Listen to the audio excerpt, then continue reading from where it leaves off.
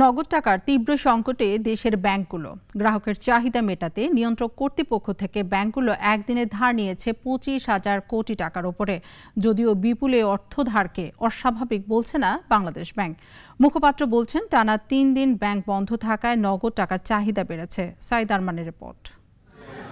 কোটা সংস্কার আন্দোলন কেন্দ্র করে তৈরি হওয়া সহিংসতা ঠেকাতে সারা দেশে কারফিউ জারি করা হয়, ঘোষণা করা হয় সাধারণ ছুটি। সরকারের এই কঠোরতার ঘোষণা আসে শুক্রবার রাতে। সাধারণ মানুষ জীবনযাত্রার দরকারি খরচ মেটাতে সময় পাননি হাতে নগদ টাকা তুলে রাখতে।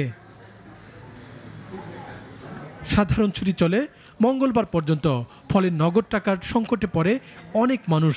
গতকাল ব্যাংক খুলতেই নগদ টাকার চাহিদা তাই বেড়ে যায়।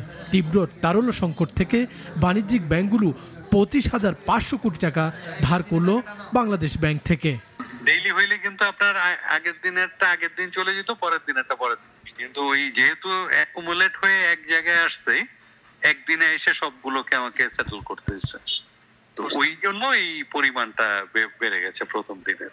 ধারের এই অর্থ বিপুল হলেও পরিমাণ উদ্বেগজনক নয় দাবি করছে বাংলাদেশ ব্যাংক। তাদের ভাষ্য, টানা 3 দিনের ছুটিতে চাপ পড়ে নগদ টাকার। তাছাড়া অনেক বুথেও টাকা ছিল না।